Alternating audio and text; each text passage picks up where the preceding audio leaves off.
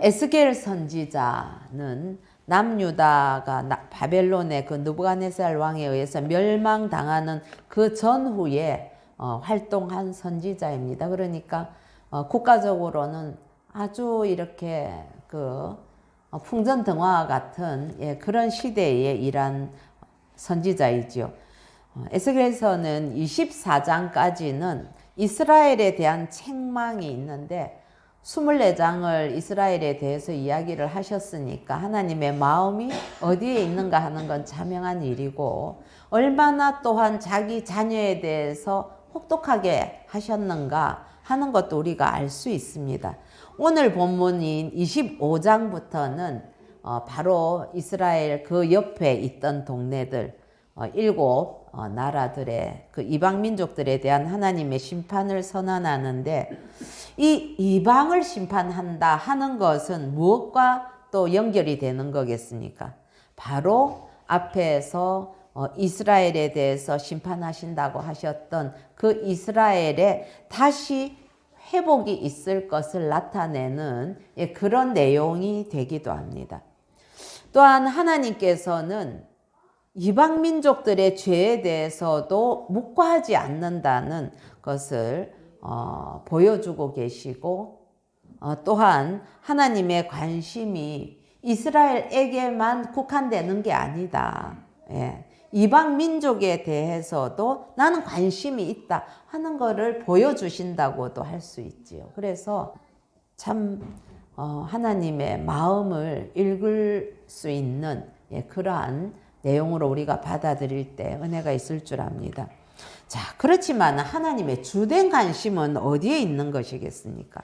그건 바로 이방이 아닌 이스라엘의 회복과 궁극적으로는 자기 백성, 또 즉 하나님의 백성을 구원하시는 데 있다는 것을 우리는 고백하게 됩니다. 그래서 주변 국가들에 대해서는 단편적인 어떤 예언이나 회복에 대한 것이 있을 뿐 구체적인 언급이 없는 반면에 택한 백성인 이스라엘에 대해서는 반드시 구원하심으로 하나님께서 세우신 그 구속사를 이끌어 가신다 하는 그런 하나님의 신실하심을 우리가 말씀을 통해서 알 수 있습니다. 그런 의미에서 이 세상의 심판의 역사는 어떤 의미에서는 성도들의 불순종과 타락에 대한 징계로 나타날 때가 많다 하는 것 또한 우리는 엄중하게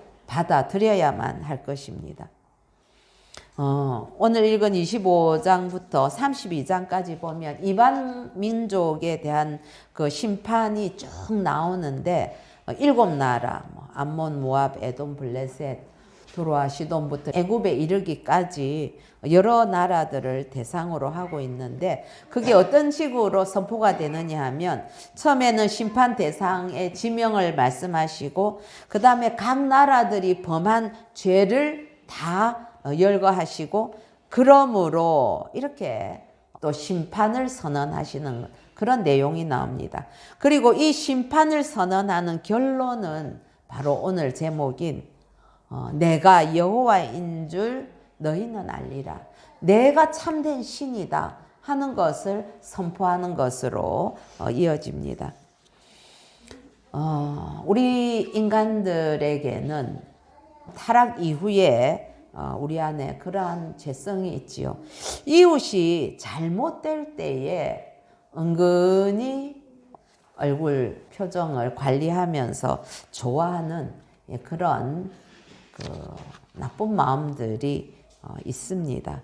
다른 사람의 공경을 바라보면서 아파하고 위로하기도 하지만, 또 한편에서는 그런 것보단 참 잘됐다, 고소하다, 결국 그렇게 되네 하는 그런 심성이 우리 안에 감추어져 있습니다.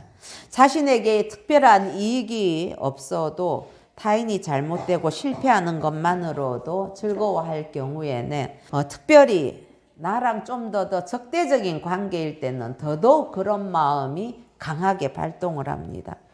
개인도 그렇고 공동체, 즉 가정, 교회, 사회, 나라, 민족도 마찬가지로 타인의 고통이 나의 즐거움으로 반영이 되는 그런 악함이 우리 안에 뿌리 깊게 있다는 것을 인정해야만 합니다.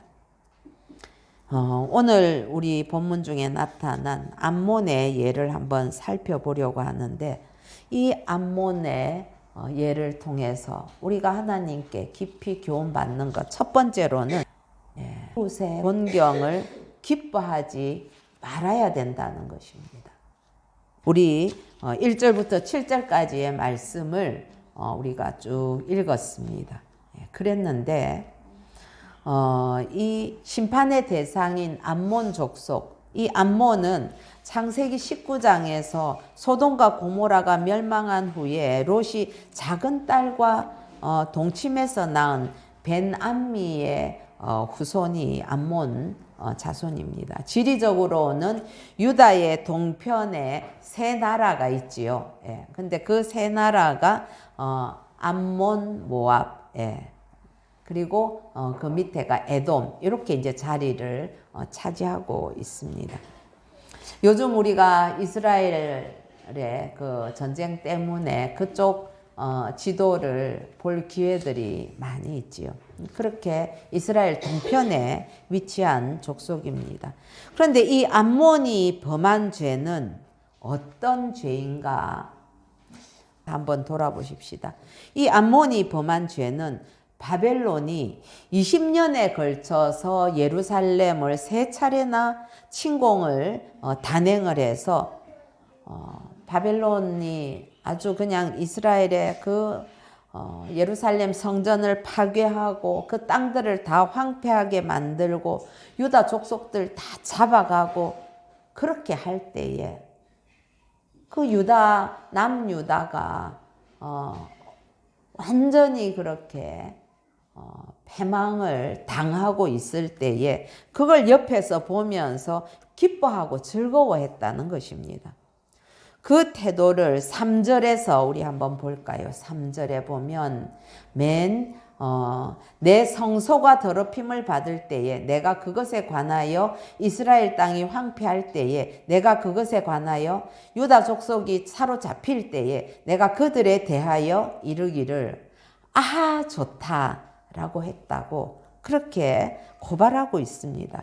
6절에서는 좀 더 구체적으로 뭐라고 얘기하는가 하면 주 여호와께서 이같이 말씀하셨느니라. 하나님께서 다 보고 있었다는 거죠. 내가 이스라엘 땅에 대하여 손뼉을 치며 발을 구르며 마음을 다하여 멸시하며 즐거워하였나니 이렇게 표현했습니다. 여러분, 유다 예루살렘의 성소가 다 더럽혀지고 이스라엘 땅도 황폐해지고 백성들이 사로잡혀서 포로로 끌려가고 있을 때에 그들은 옆에서 보고 슬퍼하는 것이 아니라 동정하는 것이 아니라 환호성을 질렀던 것이죠. 그들은 하나님과 이스라엘 백성의 관계가 무너진 것으로 착각을 하고 자신들의 신이 여호와보다 훨씬 우월하다는 그런 착각에 빠졌던 것입니다. 그래서 하나님께서는 이들에게 유다의 그 멸망을 즐거워한 죄를 묻고 계신 것이고, 이런 태도 때문에 암몬은 심판을 받고 하나님이 주 여호와이심을 분명히 깨닫게 될 날이 온다라고 말씀하시는 것이죠.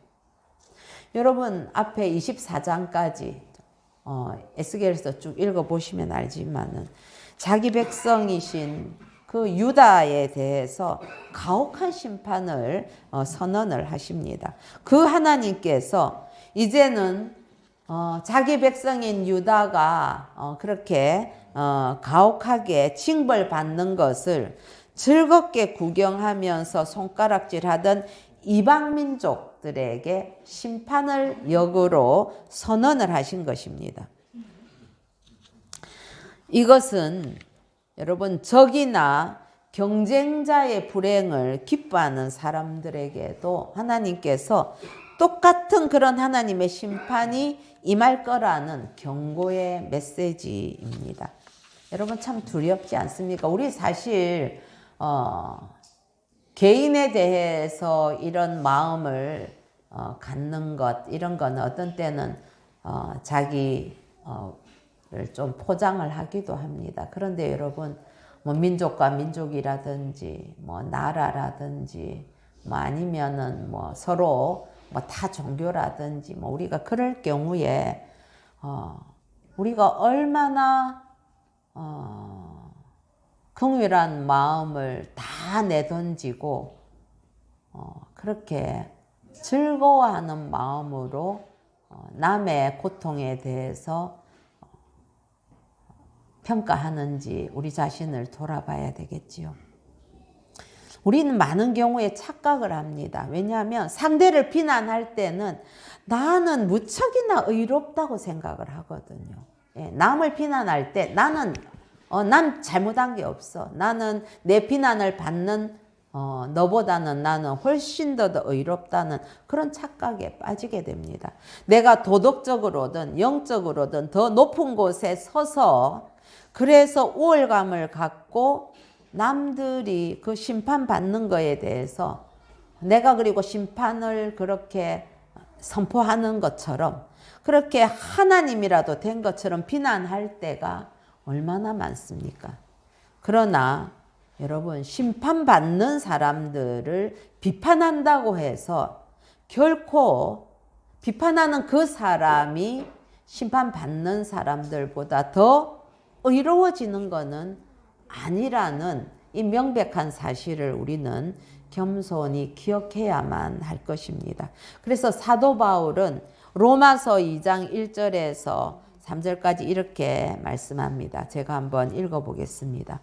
그러므로 남을 판단하는 사람아, 누구를 막론하고 내가 핑계하지 못할 것은 남을 판단하는 것으로 내가 너를 정죄함이니 판단하는 내가 같은 일을 행함이니라.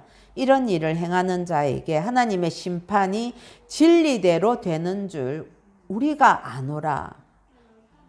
예, 우리가 뭐 그렇게 비난 안 해도 하나님께서 세우신 그 섭리에 따라서 심판은 가해지는 것입니다.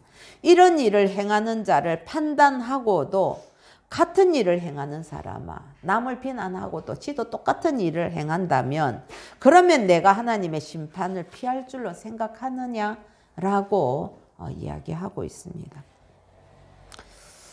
제가 말씀을 이렇게 이제 또 준비도 하고 요즘 뭐 우리가 세계적인 어떤 정세나 이런 거를 바라보면서 참 마음이 참 많이 복잡하고 이런 것들을 우리가 어떤 관점에서 보는가 이런 걸 보면 우리 인간의 그 저급함이라고나 할까요?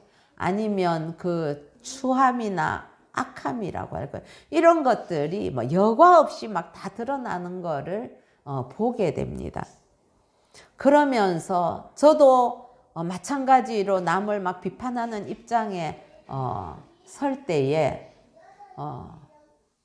두려운 마음이 드는 게 사실이죠. 여러분, 그런데 우리는 자녀가 잘못할 때 회초리를 들거나 벌을 세우거나 징계를 합니다. 예, 왜냐하면 자녀를 사랑하기 때문에 그렇죠. 그래서 정말 눈에 넣어도 아프지 않을 뭐 예린이에나 시온이 다희 이렇게 있어도 우리 애들이 잘못하면 맴매도 하고 벌도 세우고 하는 게 당연하지요. 사랑하니까 이 우리 아이들이 바른 길로 가도록 마음이 아프지만 징계를 가합니다. 그런데 여러분, 만일 내 자녀가 벌 받는 것을 엄마한테 혼나고 아빠한테 벌 받는 거를 애들 친구라든지 안 그러면 이웃집 사람이 그걸 가지고 너무 고소하게 생각하면서 심지어 막 깔깔 웃으면서 자지러지듯 넘어갈 때에 지금 암몬 족속이 이스라엘의 이 패망을 보고 그렇게 막 즐거워하는 것처럼 그렇게 했을 때에 여러분, 우리가 부모의 입장으로서 그런 거 보면 더 기분도 나쁘고 화가 나지요. 그래서 내 자녀를 조롱하는 그 사람들이나 아이들에 대해서 기꺼이 팔 걷어 붙이면서 네가 뭔데 내가 내 자식 혼내는데 그거를 뭐 이렇다 저렇다 감나라 배나라 하느냐 이제 그렇게 하게 되는 것 아니겠습니까? 왜 그런가요? 아이를 조롱한다는 것은 사실은 그 부모를 조롱하는 것과 다르지 않기 때문에 그렇습니다. 예. 부모는 싸워서라도 자신의 자녀를 보호하고 아버지, 엄마로서의 그 권위를 드러내게 됩니다. 오늘 본문에서는 바로 그런 하나님의 모습을 읽을 수 있다는 것이죠. 여러분, 하나님께서 암몬을 왜 심판을 하십니까? 그 이유가 중요합니다. 그건 예루살렘의 멸망을 기뻐했기 때문에 그렇는데 하나님의 백성을 조롱한다는 것은 곧 누구를 조롱하는 것인가? 하나님을 조롱하는 것이기 때문에 그렇습니다. 하나님께서는 당신의 백성이 잘못을 저지를 때에 바른 길로 가게 하려고 어려움도 주시고 징계를 주시기도 하지요. 예, 이스라엘 백성에 대해서 하나님께서 오래 참기도 하시지만은 악을 묵과하실 수 없기 때문에 그리고 이스라엘 백성을 사랑하시기 때문에 하나님께서는 징계하실 때는 혹독하게 징계를 하십니다. 예. 그러나 그럴 때에 자기 백성, 자기 성도들의 그 고통을 보고 비웃는 그들도 엄중히 심판하신다는 사실을 우리는 두렵게 받아야만 합니다. 사랑하는 성도 여러분, 우리 마음속에 깊은 곳을 보고 계시는 하나님이 계신다는 사실 잊어서는 안 됩니다. 다른 사람이 넘어지고 실패하는 것을 기뻐하는 마음을 하나님께서 칭찬하실 리가 만무합니다.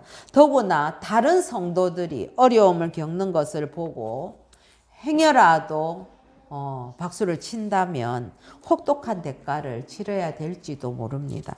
뿐만 아니라 다른 이가 공경에 빠졌을 때에 좋아한다면 정작 나 자신이 넘어지고 실패했을 때에 도움을 받을 수 있을까요? 비록 내 마음에 안 드는 사람이라 할지라도 그들이 어려움을 당할 때라도 성도라면 겸손하게 스스로를 오히려 살피고 그 안에 담긴 하나님의 뜻을 헤아려 가면서 그들의 처지를 긍휼히 여겨야만 마땅할 것입니다. 악한 자가 멸망을 당한다고 해서 우리에게 그것을 조롱하고 기뻐할 자격이 주어지는 것은 결코 아니기 때문에 그렇죠. 왜냐하면 여러분 우리는 심판자가 아니기 때문입니다. 우리는 그저 하나님의 한없는 은혜를 입은 피조물이기 때문에 그렇지요. 그렇기 때문에 어느 때든지 우리는 하나님 앞에서 우리의 마음이 발가벗겨진 채로 그렇게 명경할 같이 하나님 앞에 다 드러나는 상태로 우리가 서 있다는 그 사실을 잊어서는 안 될 것입니다. 이웃의 공경을 기뻐하지 마십시오. 하나님은 언제나 우리의 중심을 보시는 하나님이십니다. 오늘 우리가 7절까지 읽었는데 8절부터 11절에는 모압에 관한 이야기가 나오는데 그걸 통해서 우리는 하나님의 역사를 함부로 판단하지 말아야 된다는 사실을 교훈받아야 할 것입니다. 자, 우리 8절부터 조금 한번 읽어보십시다. 8절 시작. 주 여호와께서 이같이 말씀하셨느니라. 모압과 세일이 이르기를 유다 족속은 모든 이방과 다름이 없다 하도다. 그러므로 이러면서 하나님께서는 10절 11절 읽어볼까요? 암몬 족속과 더불어 동방 사람에게 넘겨주어 기업을 삼게 할 것이라. 암몬 족속이 다시는 이방 가운데에서 기억되지 아니하게 하려니와 내가 모압에 벌을 내리리니 내가 주 여호와인 줄을 너희가 알리라. 예. 지금 이 모압 족속이 행한 죄의 모습, 암몬과 비슷한 그런 죄를 범했는데 이 모압은 어떤 족속이냐면 소돔 고모라 멸망 후에 롯이 큰딸과 동침해서 낳은 모압의 후손입니다. 예.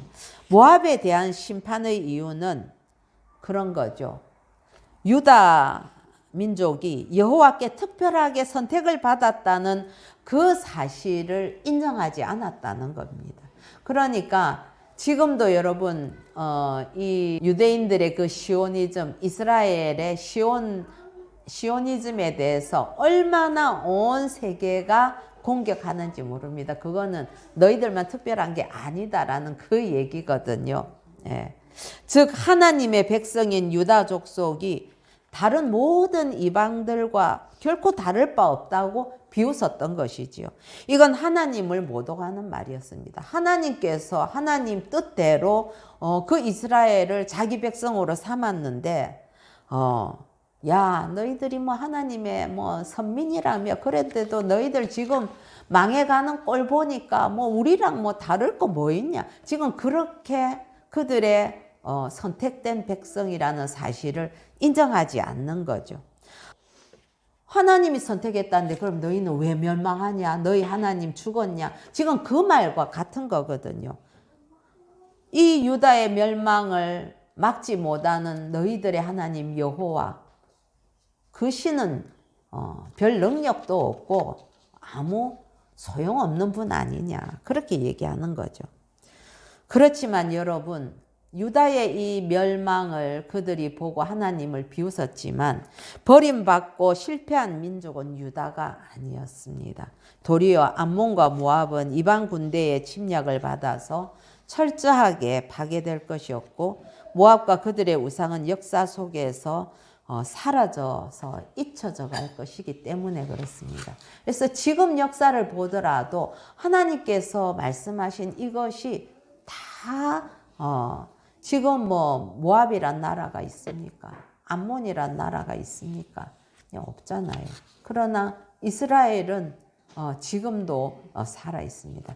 이변에 그 주변에 있는 여러 족속들이 다 멸망하게 오고 그들의 역사 속에서 그들의 이름을 잊혀져 가고 지금은 아랍 족속들이 이제 거의 차지하고 있죠. 그럴 뿐이지 이스라엘은 있게 되는 거죠. 그래서 제가 지금의 이러한 모습을 보면서도 하나님께서 이 수천 년 전에 선지자를 통해서 예언하신 이 말씀이 정말 소름 끼치게 다가오는 거죠. 사랑하는 성도 여러분, 우리에게 모압과 같은 태도는 없는지 한번 돌아보십시다. 하나님의 섭리를 우리의 그 알량한 이해력을 가지고 어떻게 다 파악할 수가 있겠습니까? 우리 다 파악하지 못합니다. 그리스도인이라도 우리가 하나님의 은혜를 느낄 수 없는 그런 순간들도 있지요. 하나님을 모르는 사람들보다도 하나님의 백성들이 오히려 더 고난을 당할 때에 하나님께서 어느 때에 어떤 방식으로 어떻게 그 사람에게 대해서 일하실는지 모를 때가 우리는 많이 있습니다. 그게 우리의 한계라는 걸 겸손히 인정해야 하지요. 그런데 다른 성도들이나 나 자신을 바라보면서 행여라도 그게 꼭 다른 사람들만이 대상이 아닙니다. 우리 자신에 대해서도, 우리 교회에 대해서도, 우리 나라 공동체에 대해서도 하나님 믿어도 별 수 없네, 그렇게 한탄하지는 않습니까? 마음속으로는 하나님의 살아계심을 믿지 않거나 이런 일은 하나님도 어쩔 수 없어, 그렇게 미리 마음으로 결정을 해버린다든지, 타인에 대해서는 저 사람 뭔가 뭐 잘못한 일이 있으니까 그런 징계를 받는 것 아니야 라고 조롱하는 일은 없을까요? 예. 참 우리는 하나님의 능력을 우리 마음대로 제한할 때가 얼마나 많은지 모릅니다. 예. 우리가 하나님을 대상으로 해서 함부로 하나님께서 일하실 것, 역사하시는 일에 대해서 우리가 예단하고 조롱해서는 안 될 것입니다. 하나님은 사람의 생각을 초월하시는 분이기 때문에 우리의 바람대로 무조건 쉽고 좋은 길로만 인도하시지는 않습니다. 당장은 하나님의 섭리를 깨닫지 못한다 할지라도 하나님은 역경을 통해서 그 백성을 더욱 성결하게 하시고 놀라운 구원의 역사를 이루어 가신다는 사실을 붙드시기 바랍니다. 제가 이따가도 한번 읽어보려고 하지만은 에스더 선교사님이 보내오신 거기에 보면 지금 다니엘 선교사님 가족들이 그렇게 이야기를 한다고 하지요. 우리는 여호와를 믿고 의지하고 그분의 뜻을 우리는 지켜내야만 한다. 지금 우리가 이런 어려운 상황 속에 있지만 하나님께서 주신 이 나라를 우리는 반드시 지켜낼 것이다. 그런 마음을 전했다고 하는 그 얘기를 들으면서 참 마음이 뜨거워지더라고요. 그렇습니다. 여러분, 하나님께서는 역경을 통해서 하나님의 백성을 성결하게 하시고 놀라운 구원의 역사를 이루어 가신다는 사실을 붙드시기 바랍니다. 우리도 숱한 고난을 겪어왔습니다. 그러나 그걸 통해서 우리의 믿음을 단련해 주셨고 정금같이 하나님께로 나아오도록 우리를 훈련시키시지 않으셨습니까? 따라서 우리는 성도와 세상 사람들의 구별이 무의미하다, 이런 말을 우리는 하나님 앞에서 하지 말아야 됩니다. 믿는 사람이나 안 믿는 사람이나 하나님 믿어도 별 수 없던데 우리 그런 말 함부로 해서는 안 된다는 거죠. 언제나 우리가 하나님 앞에 서 있다는 사실을 기억하고 겸손하게 마음과 생각을 지켜나가십시다. 그리고 인내로 믿음을 지켜내십시다. 하나님은 언제나 공의를 실현하시고 자기 백성을 구하심으로 내가 저 백성의 하나님이다. 내가 저 사람의 아버지이다. 하나님이다. 하는 사실을 드러내시는 하나님이십니다. 내가 비록 고난 속에 있다 할지라도 우리가 그 사실을 붙드시는 저와 여러분 되시기를 소원합니다. 여러분, 우리가 당하는 이 고난, 그게 연단이든 징계이든지 간에 하나님께서는 성도의 고난을 결국은 성결의 과정, 성화의 과정으로 이끌어 가십니다. 즉 나와 너의 모든 고난까지도, 성도의 이 고난의 과정은 하나님께서 허락하시고 하나님께서 행하시는 그 도상에 있다는 것이죠. 그 길 가운데 있는 것입니다. 그러므로 함부로 낙담을 해서도 안 되고 원망을 해서도 안 되고 믿어도 별 수 없다, 그런 말을 해서도 안 되는 거죠. 그건 하나님의 주권에 도전하는 태도입니다. 도전하는 말이 됩니다. 성도의 모든 삶은 하나님의 주권 아래에서 이루어지기 때문에 우리의 정체성이 영적인 이스라엘이고 저와 여러분이 하나님의 선민이라는 이 사실을 잊어서는 안 될 것입니다. 남들이 너희들이 선민이라며, 선민인데 그 모양이냐 얘기를 해도, 또 내가 온전하지 않아도, 여러분, 우리는 나는 하나님의 선민이라는 선택된 사람, 선택된 백성이라는 그 사실을 굳게 붙드셔야만 할 것입니다. 여러분, 그렇게 우리를 선민으로 삼기 위해서 하나님께서 치르신 대가가 어떤 것이었습니까? 어떤 대가를 치르고 하나님께서 저와 여러분을 얻으셨습니까? 독생자 아들을 십자가에 못 박으면서 마지막에 예수님께서 엘리 엘리 라마 사박다니, 그 절망의 외침까지도 하나님께서 고개를 돌리시고 길을 막으시면서 외면하시면서까지 그 무서운 저주의 십자가에 아들을 못 박히게 하시고, 그리고 저와 여러분을 구원하셨습니다. 그렇게 아들을 주신 하나님께서 뭐가 아깝겠습니까?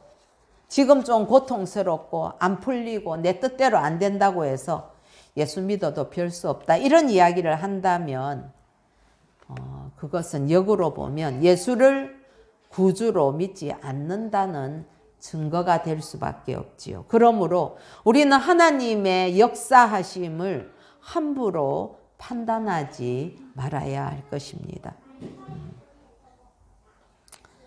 그래서 이번에 그 이스라엘에 사역하시는 선교사님들이 그 얘기를 하시더라고요.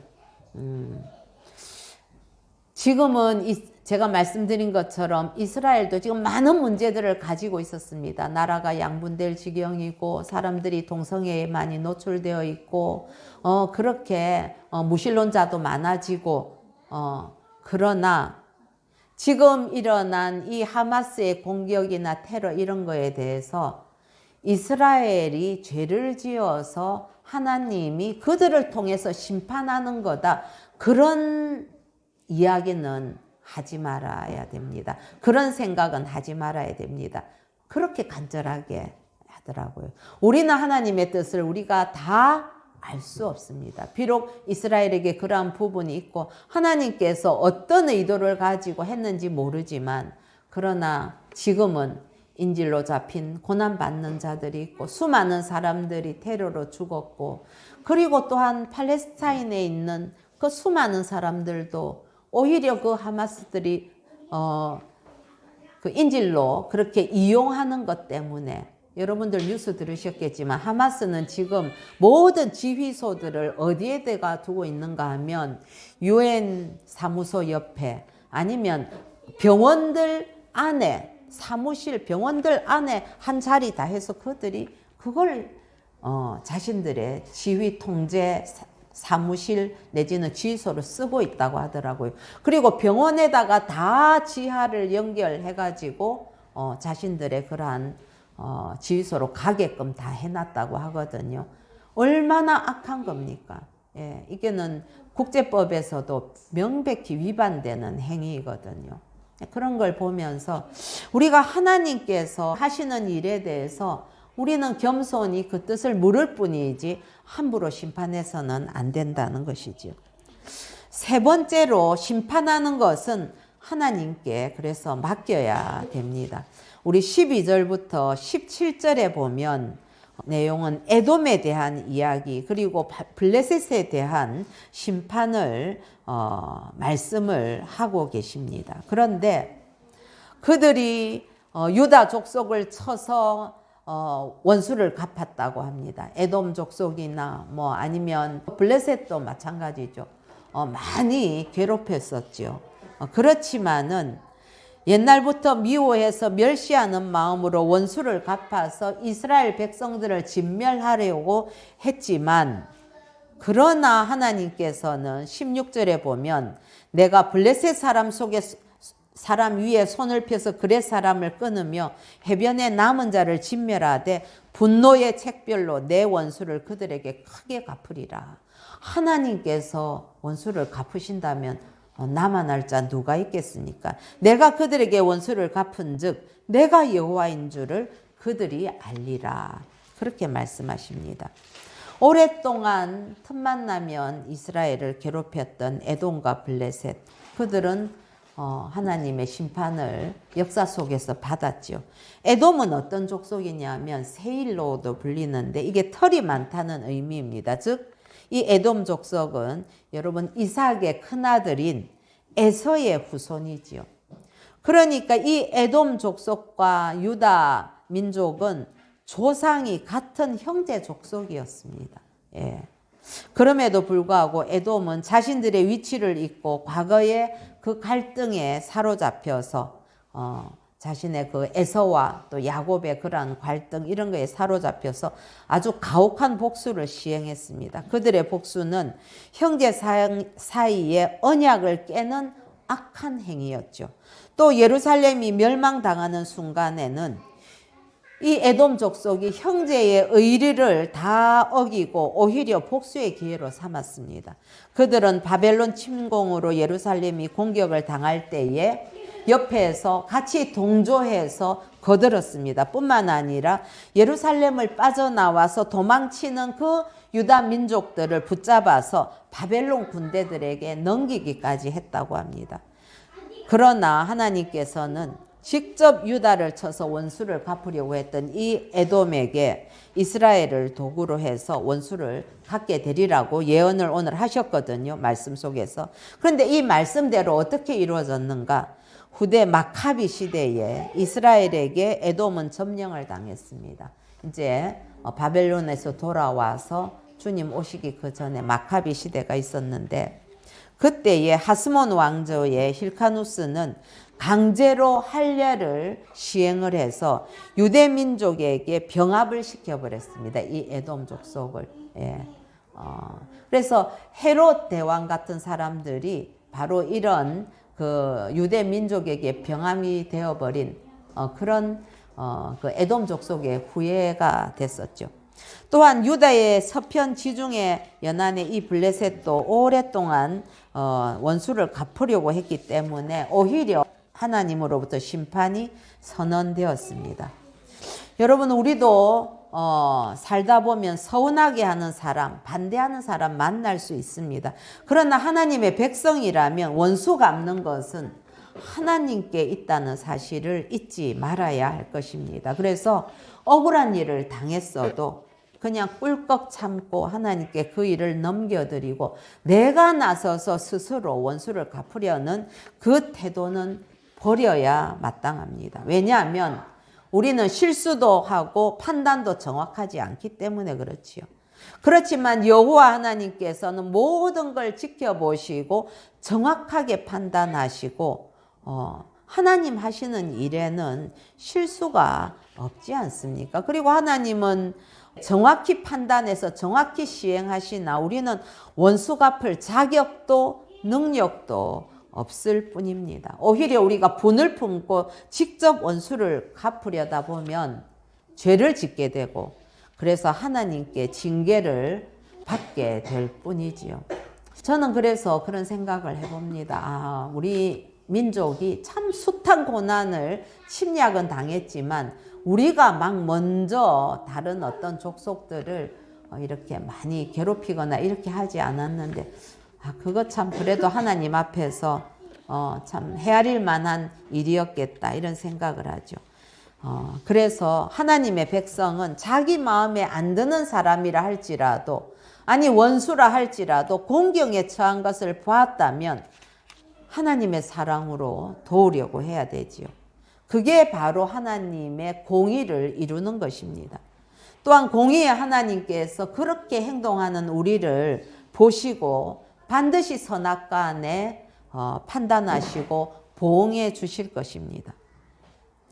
사랑하는 성도 여러분, 하나님께서는 성도를 향해서 때로 징계를 하시지만 구원의 대상에서 아예 제외되어 버린, 유기되어 버린, 거절당한 그런 사람들처럼 멸망 가운데 버려두지 아니하십니다. 그리고 궁극적으로는 우리의 그 허물에 있음에도 불구하고 우리를 회복시키셔서 우리를 통해서 하나님의 기쁘신 뜻을 온전히 이루게 하십니다.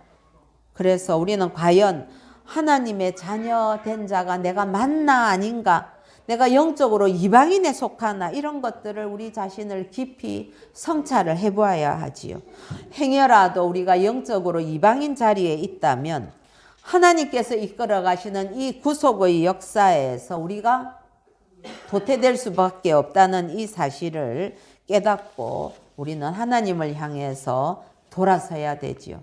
그러므로 하나님을 하나님 되게 하십시오. 여러분의 삶 속에서 하나님의 권위를 인정하십시오. 하나님께서는 징계하시거나 상처를 싸매시고 치유하시는 그런 아버지이십니다. 그래서 우리를 결코 세상의 조롱거리가 되도록 그렇게 묵과하지 아니하시고 보수하시는, 신원하시는, 대신 원수를 갚아주시는 아버지 하나님이십니다.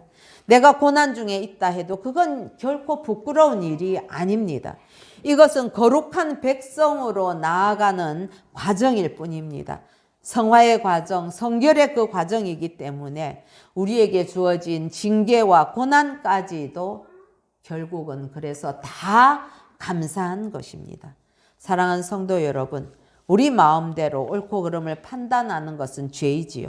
억울함도 하나님께 그냥 맡겨드립시다. 그리고 곤경에 처한 이웃이 있다면 그들을 그리스도의 사랑으로 섬기십시다. 그럴 때에 우리 주님께서 기뻐하십니다. 그분이 바로 우리에게 독생자를 아낌없이 주신 아버지 여호와 하나님이십니다. 기도하십시다.